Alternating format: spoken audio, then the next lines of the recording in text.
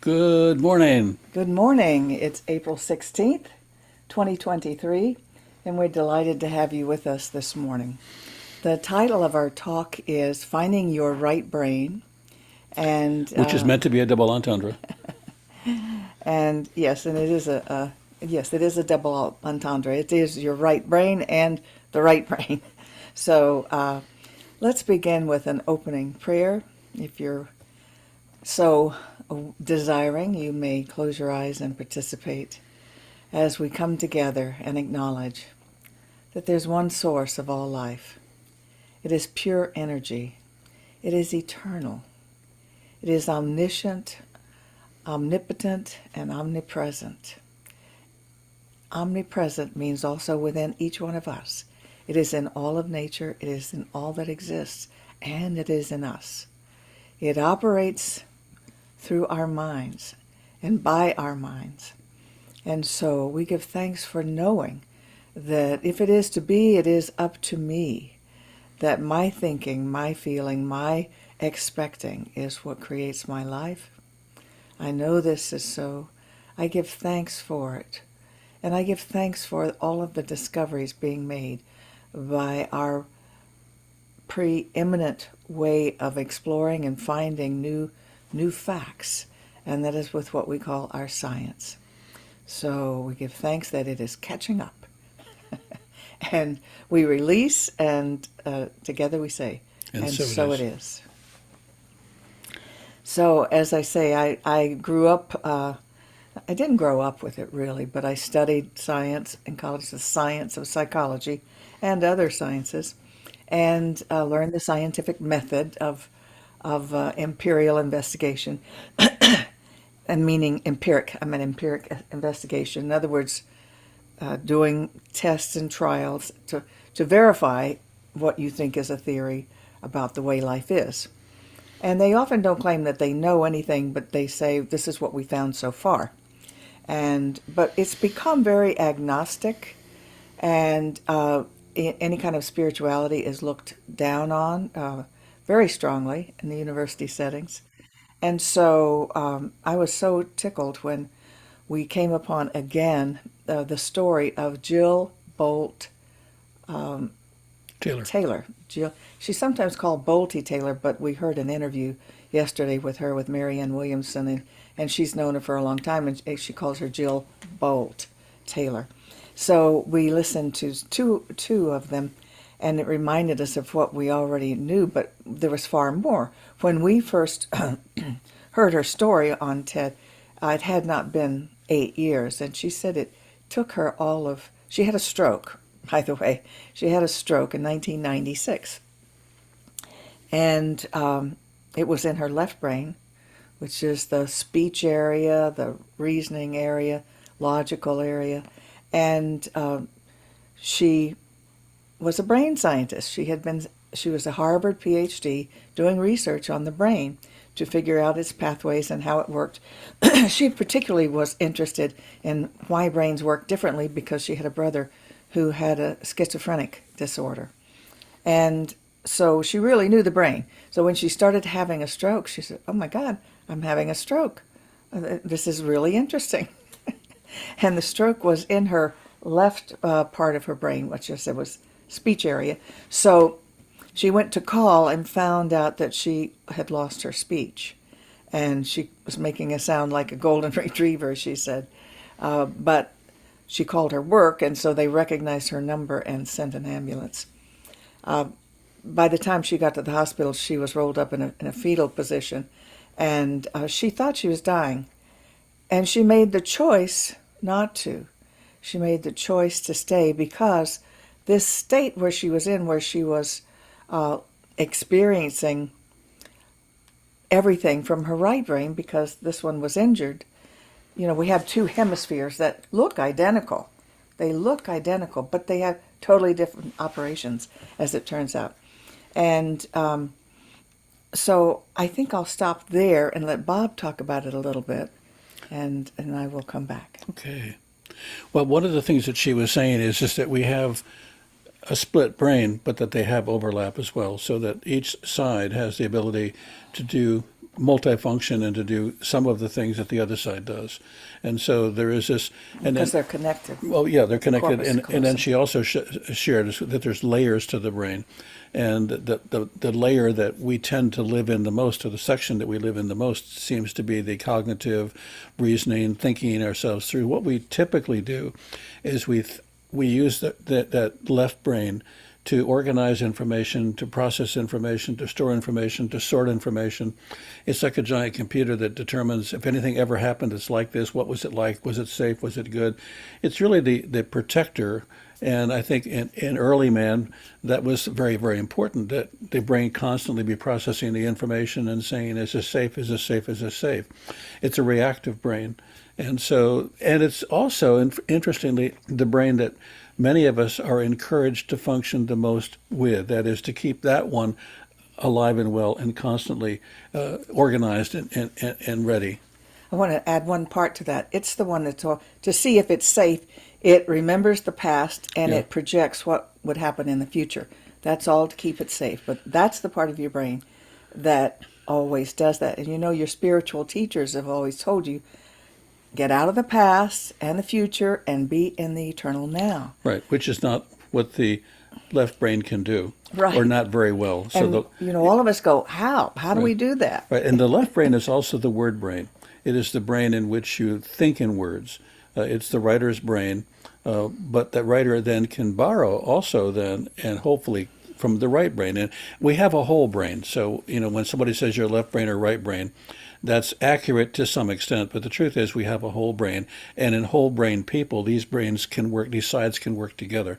Now, the right brain is the one that sees spatial relationships, the one that sees the cosmos, the one that understands that we are one with everything, and that every one of the trillions of cells that we have are all in communication with each other. That part of the brain, that hemisphere of the brain, seems to know all of that. It's intuitive. It is in wonder. It's where euphoria. It's creative. It's creative. Yes, and it's one of the things that's interesting to me when I'm making art. When I'm making art, one of the things that I can't do is describe it in words. There aren't words in that because the part of the brain that I'm using when I'm creating art doesn't live on the other side. The critic that says, "Is this any good? Is this what I should do?" That part of my brain is also active. Don't repeat that. That doesn't work. This does work. But when it comes to the actual creating process, the right brain is the brain that is able to do that. So where are we going with this? Well, what's really important that Jill talks about that's really significant is she says you have actually 4 segments of the brain, and we won't break that down. That'll be in the book when you buy it. But what she's really saying is you can choose to spend time in your right brain. And the way you can choose to do that is you could, for instance, go out in nature. Actually, the first thing she says is you could breathe. And if you pay attention to your breathing, it isn't past or present. It isn't past or future. It's present. And so paying attention to the breathing, on the one hand, we're told that's a spiritual exercise, but in fact, it's a way to access the right brain. That's one thing we could do. You could also go outside and you could look at nature. And the reason that could also help you awaken the right brain is because it's too big to explain. It's too big and too complex. You have to start looking at it from a distance and seeing all of the interconnectedness. You have to see the trees are in the ground, not just on the ground. You have to see, and as you see more and more and more, it becomes more and more abstract, and you become aware of the union that you have, that everything has with everything. And so what she talks about is nature is one of these wonderful places that you can go. Laughter is a wonderful place you can go. Music is a wonderful place you can go. That don't live in words, don't live in descriptions, and don't live in a hierarchy of safety versus non-safety. So this right brain that she's talking about is actually the metaphysical brain that we talk about all the time. It's what we talk about in spirituality all of the time. Interestingly, Jill's father was a retired minister, and she said she'd had, in her, not in these exact words, she'd had enough of religion and was spiritual. And she was mildly spiritual when she had her stroke. But after the stroke, it changed everything because she realized when she was actually having her stroke that she could see and feel and understand the trillions of cells all in relationship with each other that were loosely holding her together, not separate from the world, but just closer together than the other parts that were outside of her. She said she actually saw the world in pixels. Yeah. And knew that we were all one. It was all one. And that one energy, as a matter of fact, I have a quote of what she said, Too cool. was she saw what we believe, that we're all one in energy and there's one energy. This is what she said: "We are the life force power of the universe, with the manual dexterity and two cognitive minds." She means the left and the right side. "We can choose which one we use. I believe that the more time we spend choosing to run the deep inner peace circuitry of our right hemisphere, the more peace we will project into the world, and the more peaceful the world will be." And I got an image Yeah. while you were talking, I just have to share. This is why we value the arts so much. You know, as a culture, we spend our time in the left brain, work, work, work, work, work, or, earn, earn, earn. And yet we value going to the ballet, to the orchestra, playing to plays and musicals. We like going to museums and seeing art. We do those things for pleasure. And it just dawned on me, the reason it's so pleasurable to us is we're accessing that part of the brain that is what we call spiritual. You feel the oneness with God. You just sort of let go and be in joy. We're really connecting with the unlimited mind. The unlimited mind that every door that's opened opens to a universe. Every thought that's considered, every thought that's awakened, awakens a field of thoughts. And so you start seeing it's not one cell, it's trillions of cells. And the experience of that is so gratifying. But why this is so important also is that if you're working on something that you want to change in your life, and you recognize that you have a couple of trillion cells that are all loosely organized together and working for your good, that they're not fixed in any particular way that they have to do one particular thing, they are actually able to be activated and actually able to be changed, or their mission is able to be directed by you. That you literally, You can choose and we which talk one. about positive prayer. We talk about it in our teaching as treatment, meaning that we're treating with the mind the condition that we want to alter. We are treating, that is, we are speaking at the cellular level to a system that is listening that says, okay. And I love to give the example when I'm working with my clients, and they tell me, I tell them that your thoughts are changing the condition of your body, and they, oh no, that's not true. And I said, did you ever meet somebody that you wanted to be with, and within 10 seconds your entire body knew it? Did you have to tell that person? Do you have to say, body, wake up? I think we found the one. No, actually, as soon as your eyes made contact and you started having a thought that this might be the one, your whole body said, okay, we're ready. And so if it happens at that level, doesn't it happen at every level? Of course it does. When you go out in nature, your entire body experiences nature in a way that's different than when you're watching television or when you're doing something else. And so your ability to tap into that part of the brain means that you have the ability to change the whole structure of the system. That's huge. We know that. We know what instant healing is. When we have people that have experienced instantaneous healing, and I have, and Judith has, and other people have too. Well, how do you explain that? You can't explain it if all of the parts are fixed and in one location and can't be changed. That's right. But in a fluid process, and she describes her entire body as fluid. And she says in the Oprah interview I was just watching, she says that we're 80% water. So we are indeed truly fluid, but it's also a fluid relationship between all of the parts. That fluidity means at the cellular level that change is possible. And she really emphasizes that the brain is plastic. What they mean by that is it's always changing. And it took her 8 years Yeah. to affirm that her left brain was healing. And although she was happy in the right brain, she just quit being a scientist. When we first heard about her, she wasn't. I used to be a brain scientist. No, she's an artist. I'm not now. She was being an artist and she was enjoying her life. It was just a totally different life. After 8 years, she's integrated that. She's still, I don't think she's doing research at Harvard, but she is talking to scientists and explaining what she's learned. I want to talk about the emotional part. The upper part is more the thinking part. The lower part is more the feeling part.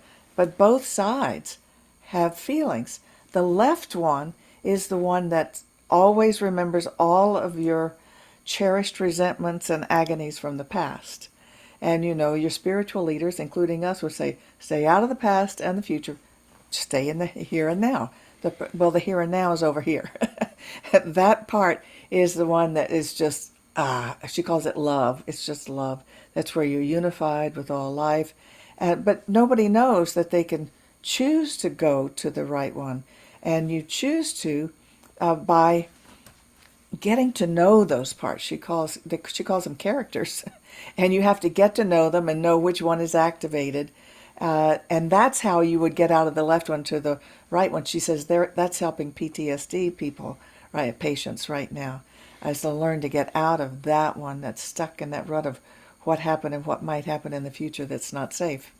So the reason I'm excited about this is that I've studied spirituality for 40 years now or more, and I have done what they told me to do. I've learned to meditate, but I never knew why. And at first, all I felt was bored and a little relaxed. But after doing it and doing it and doing it and doing breath techniques and whatnot, I love to meditate. It makes me feel good. It makes me feel calm. We're finding out, doctors are recommending this to people with any kind of anxiety disorders. They say, learn to meditate. Most of them tell me I can't because they don't keep at it long enough. But at any rate, now we know physically what happens that gives you that calm. And, she calls this lower right, the part where you know you are one with God. And that's why she calls it love. It's just total bliss.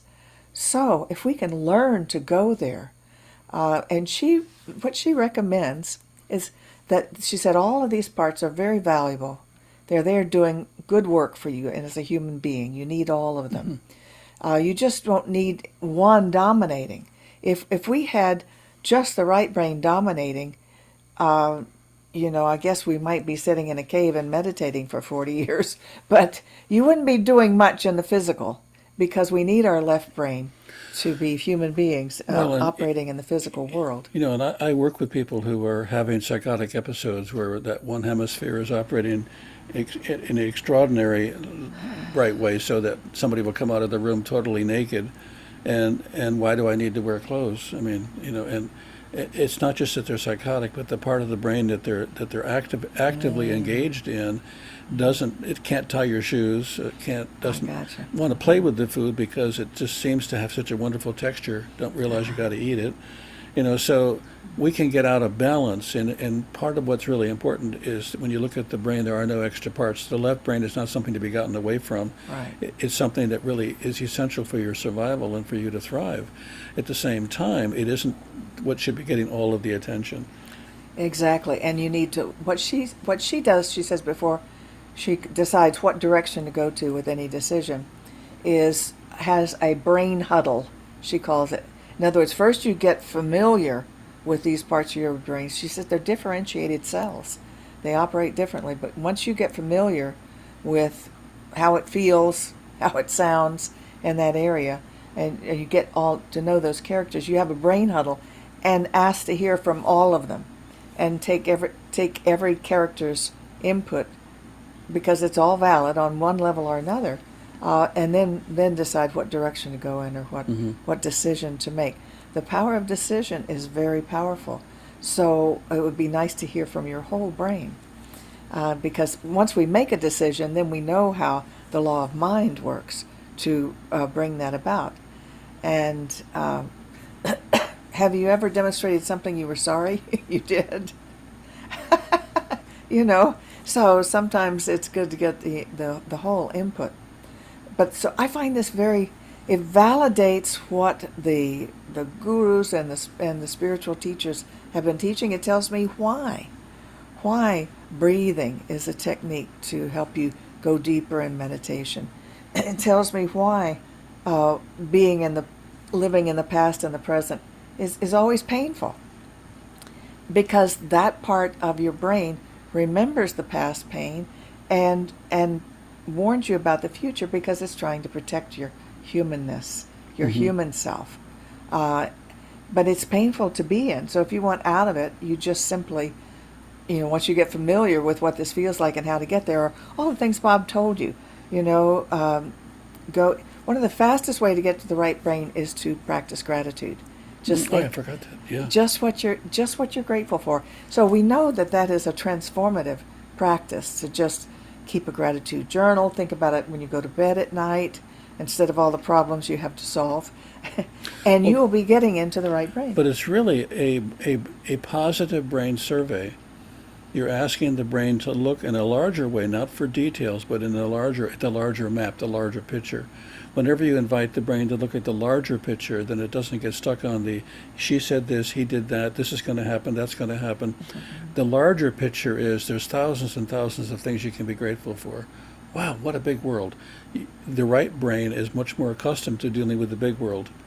Typically, we live in the small world in which we have petty grievances, petty upsets, petty needs and wants. If things aren't quite right the way we want them, we think about how bad that's going to be. We live often in a world that's too small.